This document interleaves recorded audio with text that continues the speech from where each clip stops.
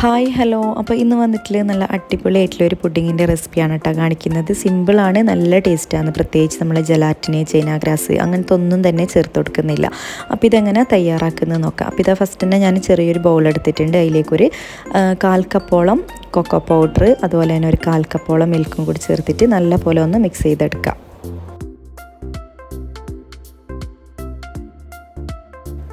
അപ്പോൾ ഇത് മിക്സ് ചെയ്യുന്ന ടൈമിലുണ്ടല്ലോ നമ്മൾ കുറച്ച് മിൽക്ക് ചേർത്ത് കൊടുക്കുന്നതാണ് കേട്ടോ കുറച്ചും കൂടി നല്ലത്. കാരണം മിക്സിങ് കുറച്ചും കൂടി എളുപ്പത്തിലാവും അന്നേരം. അപ്പോൾ ഞാൻ ഈ ഒരു വിസ്ക് വെച്ചിട്ടാണ് കേട്ടോ പിന്നെ മിക്സ് ചെയ്തിട്ടുണ്ടായത്. അപ്പോൾ വിസ്ക് വെച്ചിട്ടാകുമ്പോൾ നമുക്ക് പെട്ടെന്ന് തന്നെ നല്ല മിക്സായി കിട്ടുമല്ലോ. അപ്പോൾ അതിൻ്റെ ആ ഒരു കട്ടയൊന്നും ഇല്ലാതെ തന്നെ ഒന്ന് മിക്സ് ചെയ്തെടുക്കുക. ഇനിയിപ്പോൾ ഇത് അങ്ങോട്ട് മാറ്റി വെക്കുക. ഇനിയിപ്പോൾ നെക്സ്റ്റ് വേറെ അതേപോലെ തന്നെ ഒരു ബൗൾ എടുക്കുക. അതിലേക്കൊരു 1/4 കപ്പോളം നമ്മൾ ഇതുണ്ടല്ലേ കോൺഫ്ലവർ. അപ്പോൾ ആ ഒരു കോൺഫ്ലവർ പൗഡറും കൂടി ചേർത്ത് കൊടുക്കുക കേട്ടോ. അപ്പോൾ ഇതൊരു 2-3 ടേബിൾ സ്പൂണോളം എടുത്തിട്ടുണ്ട്. ഇനിയിപ്പോൾ ഇതും ആ ഒരു മിൽക്കിൽ അതുപോലെ തന്നെ ഒന്ന് മിക്സ് ചെയ്തെടുക്കുക കേട്ടോ. അത് ഈ ഒരു പുഡിങ്ങിൻ്റെ മെയിൻ നമ്മൾ പ്രത്യേകിച്ച് നമ്മൾ ഈ ചൈന ഗ്രാസ് ജലാറ്റിനൊന്നും ചേർക്കാത്തതുകൊണ്ട് തന്നെ ആ ഒരു പുഡിങ് നല്ല ആ ഒരു ടെക്സ്ചറിൽ കിട്ടാനായിട്ടാണ് നമ്മൾ ഇങ്ങനെയെല്ലാം ഒന്ന് സെറ്റ് ചെയ്ത് വെക്കുന്നത്.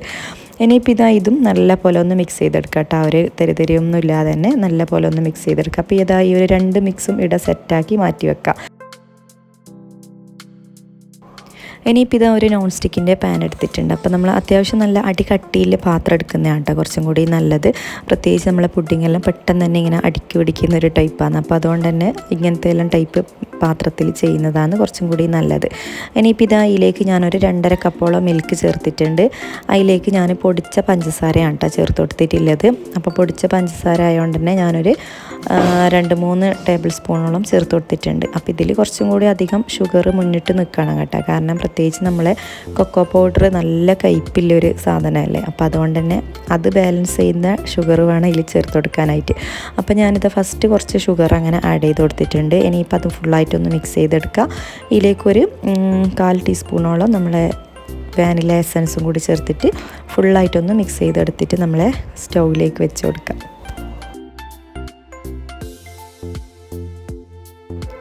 ഇനിയിപ്പോൾ ഇത് ഫുള്ളായിട്ടൊന്ന് ഇളക്കി മൊത്തത്തിലൊന്ന് തിളപ്പിച്ചെടുക്കാം കേട്ടോ. അപ്പോൾ ആ ഒരു ടൈമിൽ തന്നെ ഞാൻ ഇതിലേക്ക് കുറച്ചും കൂടിയും ഷുഗർ ചേർത്ത് കൊടുക്കുന്നുണ്ട്. കാരണം ഇതിപ്പോൾ ടോട്ടലി ഞാനൊരു 1/2 കപ്പോളം ഷുഗറാണ് കേട്ടോ പൊടിച്ചെടുത്തിട്ടുള്ളത്. അപ്പോൾ അത് ഞാൻ കംപ്ലീറ്റ്ലി ഇതിലേക്ക് അങ്ങനെ ചേർത്ത് കൊടുത്തിട്ടുണ്ട്. അതുപോലെ തന്നെ നമ്മൾ പൊടിച്ചിട്ട് തന്നെ ചേർക്കണം കേട്ടോ ഈ ഒരു മിക്സിലേക്ക്. എന്നാലാണ് ആ ഒരു കറക്റ്റ് രീതിയിൽ നമുക്ക് കിട്ടുമല്ലോ. ഇനിയിപ്പോൾ നമ്മൾ ആ ഒരു ബാക്കിയുള്ള പഞ്ചസാരയെല്ലാം ചേർത്ത് ഫുള്ളായിട്ടൊന്ന് ഇളക്കി മൊത്തത്തിലൊന്ന് മിക്സ് ചെയ്തെടുത്തിട്ടുണ്ട്. ഇനിയിപ്പോൾ ജസ്റ്റ് ഇത് തിളച്ച് വരാനാകുന്ന ആ ഒരു ടൈമിൽ തന്നെ നമ്മൾ നേരത്തെ റെഡിയാക്കി വെച്ച ആ ഒരു കോൺഫ്ലവറിൻ്റെ മിക്സ് ഉണ്ടല്ലോ, അപ്പോൾ അത് ഇതിലേക്ക് ചേർത്ത് കൊടുക്കട്ടോ. അത് ജസ്റ്റ് ഇതിലേക്ക് ചേർക്കുന്ന ടൈമിൽ തന്നെ അത്യാവശ്യം നല്ല കട്ടിയായിട്ട് തന്നെ ഈ ഒരു മിക്സ് റെഡിയായി കിട്ടും. ഇനിയിപ്പോൾ അതും കൂടി ഒഴിച്ച് ഫുള്ളായിട്ടൊന്ന് മൊത്തത്തിൽ തിളപ്പിച്ചെടുക്കട്ടോ.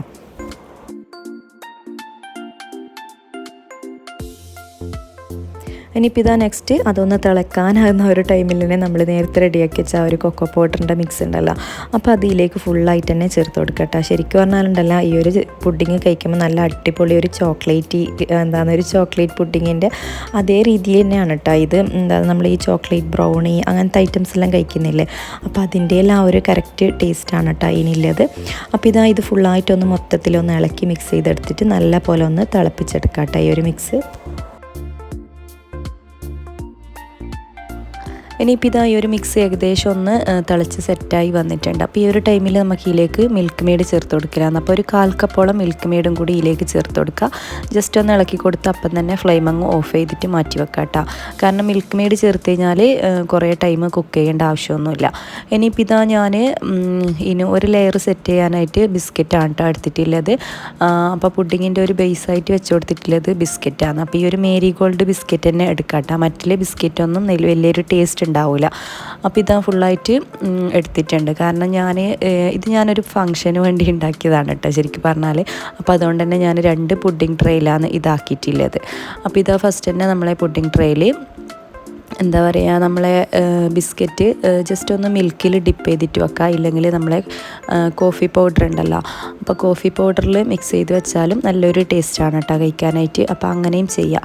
അപ്പോൾ ഫുള്ളായിട്ടൊന്ന് മിക്സ് ചെയ്തെടുത്തിട്ടുണ്ട്. ഇനിയിപ്പം കുറച്ച് മിൽക്കിൻ്റെ മുകളിൽ അതായത് മൊത്തത്തിലൊന്ന് സോക്കാവേ വേണ്ടു കേട്ടോ. ഓവറായിട്ട് മിൽക്കിലേക്ക് അങ്ങനെ മൊത്തത്തിൽ അങ്ങ് ഒഴിച്ചു കൊടുക്കാൻ പാടില്ല. കാരണം അങ്ങനെ ഒഴിച്ച് കഴിഞ്ഞാൽ നമ്മളെ പുഡിങ് കഴിക്കുന്ന ടൈമിലുണ്ടല്ലോ അടിയിൽ ഇങ്ങനെ ഒരു വെള്ളം പോലെ ഉണ്ടാവും. അപ്പോൾ അതുകൊണ്ട് തന്നെ കുറച്ച് മാത്രം അത് ജസ്റ്റ് ഒന്നിങ്ങനെ സോക്കായി കിട്ടാൻ മാത്രമാണ് കേട്ടോ ചേർത്ത് കൊടുക്കേണ്ടത്. ഇനിയിപ്പോൾ ഇതാ നെക്സ്റ്റ് ലെയറായിട്ട് നമ്മൾ നേരത്തെ റെഡിയാക്കിയെടുത്ത ആ ഒരു മിക്സ് ഉണ്ടല്ലോ, ചോക്ലേറ്റ് മിക്സ്, അപ്പോൾ അതിലേക്ക് ചേർത്ത് കൊടുക്കാം കേട്ടോ. ഇനിയിപ്പോൾ ഇതാത് ഫുള്ളായിട്ടൊന്ന് സ്പ്രെഡ് ചെയ്ത് കൊടുത്തിട്ടുണ്ട്.